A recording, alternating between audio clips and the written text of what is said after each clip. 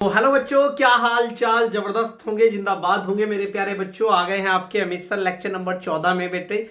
और मेरे बच्चों यहां से हम समझने वाले हैं घनकोण, जो कि बच्चों को बहुत टिपिकल टॉपिक लगता है। इसका एकदम मक्खन बनाने के लिए आपके अमित सर आ गए हैं आपके साथ। तो चलिए बच्चों शुरुआत करते हैं। सबसे पहले मैं घनकोण ना पढ़ाकर आपको कोण के बारे में बताता हूं कि कोण क्या होता है। बच्चों कोण आप जब ही सीख सकते हैं जब आपको, घनकोण आप जब ही सीख सकते हैं जब आपको कोण पता हो। तो चलिए कोण के बारे में हम जानते हैं, आइए मेरे साथ। मेरे प्यारे बच्चों सबसे पहले हम देखिए, घनकोण भूल जाइए क्या होता है, हम पहले कोण समझने वाले हैं। कोण अर्थात एंगल क्या होता है। एंगल क्या होता है, देखिए बच्चे, मैंने क्या किया, मैंने एक चाप ले लिया ऐसे, ये चाप है, ठीक है। अर्थात ऐसे चलिए, ऐसे समझिएगा, मान लीजिए कोई गोला है, समझे आप। और आप इस गोले पर, आपको पता है कि जब मैं ऐसे ऐसे चलूंगा तो इसको परिधि कहते हैं मेरे बच्चों। क्या कहते हैं? परिधि कहते हैं। समझ पा रहे हैं आप? ये परिधि है मेरे बच्चों, ठीक है। तो मेरे प्यारे बच्चों मान लो मैं ए बिंदु पर था, ए बिंदु से कहां से चला, यहां से ए बिंदु से कहां पहुंचा, बी बिंदु पर। तो इस हिस्से को हम बोलते हैं चाप। चाप, और इस चाप की मैं लंबाई मान लेता हूं बच्चों, कितनी होती है, एल। समझ रहे हैं आप? और इस गोले का केंद्र क्या हो गया, मान लो बच्चों ओ। अगर मैं पहले कहां था, मैं यहां था, तो ये ओ से ए तक की जो दूरी हो गई इसे त्रिज्या कहते हैं। अब मैं यहां से यहां पहुंच गया हूं बी पर, अर्थात इस बिंदु पर। तो मेरे प्यारे बच्चों ये जो त्रिज्या है इसको हम क्या कहते हैं, आर कहते हैं। अब देखिए यहां से कोई ना कोई एंगल बन रहा है यहां बीच में, इसे हम थीटा कहते हैं। इसे हम थीटा कहते हैं, इसी को हम क्या कहते हैं, कोण अर्थात एंगल के नाम से जानते हैं। एंगल जो होता है मेरे प्यारे बच्चों उसे कहते हैं चाप बटे त्रिज्या। त्रिज्या को मैं आर से लिख देता हूं, ठीक है। तो इसे यानी चाप तथा त्रिज्या के अनुपात को ही हम क्या कहते हैं, कोण कहते हैं मेरे प्यारे बच्चों। और जो यहां पर अगर ये क्या होगा, अगर इन दोनों की, चाप की और त्रिज्या का जो वैल्यू होगा वो समान होगा तो ये कट जाएंगे एक दूसरे से और वैल्यू आ जाएगी 1।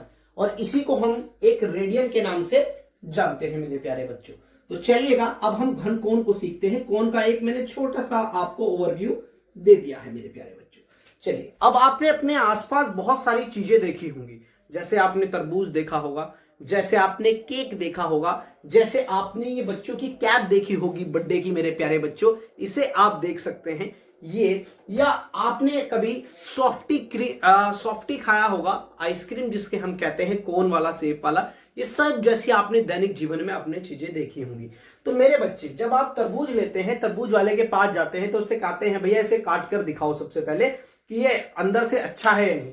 तो वो इस प्रकार से आपको कोई ऐसे इस टाइप से उसमें एक कट लगाकर देता है कि भैया देखो ये तरबूज अंदर से कैसा है, बहुत अच्छा है। तो मेरे प्यारे बच्चों ये जो बाहर का हमने कैसी भी सरफेस हो सकती है, आयताकार भी हो सकती है, आयत भी हो सकता है, गोल भी हो सकता है, और कोई भी स्ट्रक्चर हो सकती है, स्ट्रक्चर का इस पर कोई भी प्रभाव नहीं पड़ेगा। तो यहां से जो अंदर कोण बन रहा है अर्थात ये वाला, इसी को हम बोलते हैं घन कोण।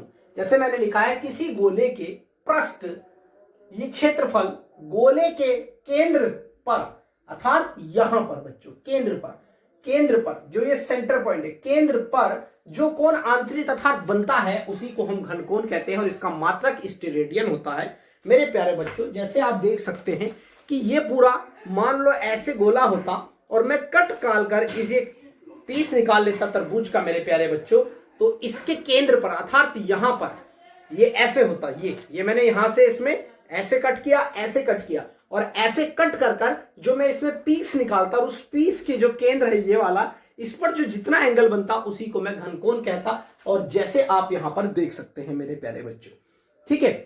आई होप आप ये, जैसे आपने सॉफ्टी खाया होगा, सॉफ्टी जब आप यहां से ऐसे खाते हैं तो नीचे जो उसकी कोण बनता है केंद्र पर, सेंटर पर, उसी को हम घनकोण कहते हैं। आई होप अब आपको बहुत इजी तरीके से समझ में आ गया होगा, ये इसकी परिभाषा है। और चलिए अब इससे आगे हम सॉल्व करते हैं। तो मेरे प्यारे बच्चों प्रदर्शित करते हैं इसे किससे, डी ओमेगा से। यहां पर कह रहा है गोलीय पृष्ठीय क्षेत्रफल डी ए गोले की त्रिज्या के वर्ग के, अर्थात गोले की त्रिज्या का वर्ग, यानी हमने त्रिज्या का क्या कर दिया यहां पर वर्ग के समानुपाती होता है। यहां पर हमने समानुपाती का निशान लगा दिया है। तो यहां हो जाएगा बच्चों डी ए यहां मैं इक्वल का साइन लगाऊंगा, इसको हटाऊंगा और यहां पर वैल्यू डालूंगा डी ओमेगा। ये कांस्टेंट है बच्चों, यहां पर ये हो गया आर स्क्वायर। यहां से डी ओमेगा की वैल्यू फाइंड आउट करूंगा मेरे बच्चों, हो जाएगा डी ओमेगा बराबर डी ए अपॉन कितना मेरे प्यारे बच्चों, आर स्क्वायर। ये वैल्यू हमारे पास फाइंड आउट हो चुकी है। ये दोनों दिशा इसकी एक जैसे हैं। ये इसका एक छोटा सा चित्र है, आप बराबर में बना भी सकते हैं। यहां केंद्र पर जो आंतरिक कोण बन रहा है यहां, ठीक है बच्चों। उसके बाद देखते हैं कि माना डीए से बिंदु, माना जो है ये बिंदु हमारा ओ है, ठीक है। माना डीए से बिंदु ओ तक, डीए से बिंदु ओ तक मिलाने वाली रेखा के अनुदिश, मिलाने वाली रेखा के अनुदिश। अनुदिश का मतलब होता है जैसे ये मेरा हाथ देख रहे हैं और इसी के साथ साथ अगर कोई आगे चीज चली जाती है उसे अनुदिश कहते हैं मेरे बच्चों। अनुदिश एकांक सदिश अर्थात एन कैप है, थोड़ा साफ हो गया है, कोई समस्या नहीं है। तथा एन कैप तथा डीए के बीच में जो यहां पर एन कैप और डीए के बीच में जो कोण बन रहा है, तब उसमें हम कह सकते हैं कि जो हमारा डी ओमेगा होगा मेरे बच्चों, वो हो जाएगा डी ए कॉस थीटा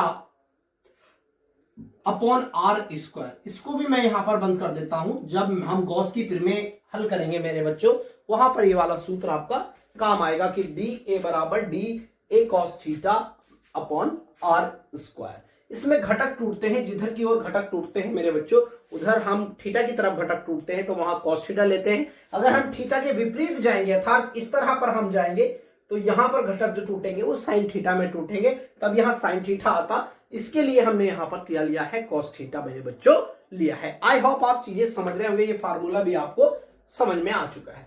अब हम करेंगे यहां पर पूरे गोले के लिए, पूरे गोले के लिए हम क्या निकालेंगे मेरे बच्चों, ओमेगा की वैल्यू निकालेंगे।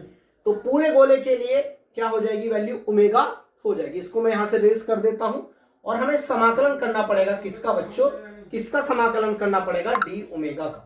तो डी ओमेगा क्या था, एक सूक्ष्म के लिए था, सूक्ष्म भाग के लिए था, इस भाग के लिए। अगर हम पूरे गोले के लिए निकालेंगे तो बच्चों हमें यहां करना पड़ेगा ओमेगा और समाकलन करना पड़ेगा, अर्थात उस पूरे को जोड़ना पड़ेगा, समाकलन का अर्थ होता है। तो यहां पर हो जाएगा ओमेगा बराबर समाकलन, डी ओमेगा की जो वैल्यू होती है वो यहां पर रखी हुई है, यहां डाल दूंगा मैं D A upon R square. यहां से 1 अपॉन आर स्क्वायर वैल्यू बाहर आ जाएगी समाकलन से और यहां पर बचेगा डी ओमेगा, डी ए, माफी चाहूंगा डी ए। अब डी ए क्या है, गोलीय पृष्ठ का क्षेत्रफल है जो होता है 4 पाई आर स्क्वायर मेरे बच्चों। तो इसकी जगह पर, पूरे की जगह मैं वैल्यू डाल दूंगा 1 बटे आर स्क्वायर बराबर 4 पाई आर स्क्वायर। यहां से ये वैल्यू खत्म हो गई मेरे बच्चों, तो बचेगा ओमेगा बराबर 4 पाई। ये हमारी पूरे संपूर्ण गोले के लिए आ गया है। यहां पर मैं लिख देता हूं संपूर्ण भाग के या संपूर्ण गोले के लिए। संपूर्ण गोले के लिए जो ओमेगा की वैल्यू होती है प्यारे बच्चों, वो कितनी होती है, 4 पाई।